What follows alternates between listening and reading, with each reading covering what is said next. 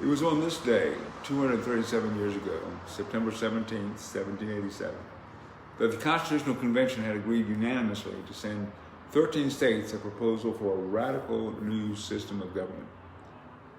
It began, "We the people," and it changed the world forever. 39 delegates from the 13 new free and independent states had assembled for the task of revising and improving the Articles of Confederation, which had been hobbled together some 6 years earlier after those colonies had defeated King George and sent the Redcoats back to Great Britain. These 13 young states were struggling with different currencies, border disputes, different tariffs and taxes. Something new was needed. What they came up with was a new constitution, and as I said, it changed the world forever, 237 years ago today. I've never understood why this day, September 17th, isn't celebrated every bit as much as July 4th. It's one thing to declare freedom, it's another to somehow craft together a governmental system to preserve it.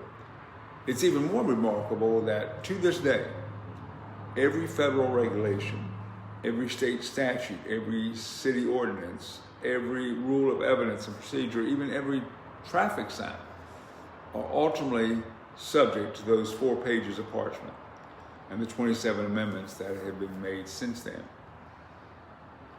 I fell in love with our Constitution in the fall of 1983. I waited for my 3rd year at the UNC Law School so I could learn from legendary Professor William Murphy.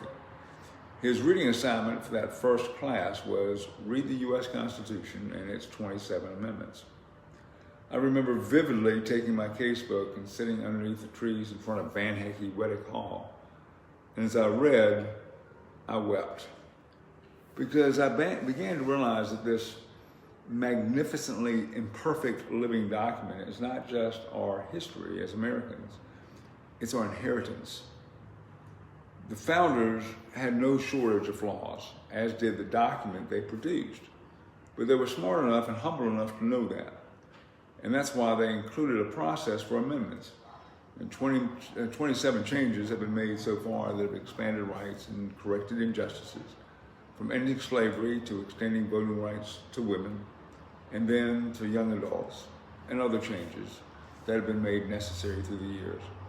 It's easy to forget that the Constitution isn't a Republican document or a Democratic document, left or right, progressive, conservative. It's an American document. It's the common ground we all stand on regardless of our political differences. If there's anything worth celebrating about America in our history, it's the astounding fact that through times of peace and war, prosperity and poverty, union and rebellion, our United States Constitution has endured. For now. I'm winding down my law practice after 40 years, and quite frankly, I've never been more concerned about whether our system of balanced power, checks and balances, will long endure. Yes, constitutional government is messy sometimes and slow.